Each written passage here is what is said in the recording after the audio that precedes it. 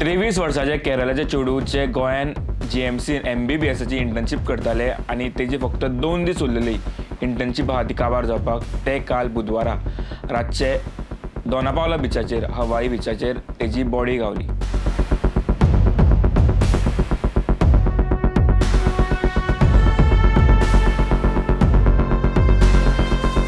पुलिसां कडल्यान मेळटा त्या म्हायती प्रमाणे तेच्या बॉडी कडल्यान एक सिरिंज, एनेस्थेसिया म्हणजे गुंगी आणि मसल रिलॅक्संट नावाची 2 मेडिसिन गावल्या.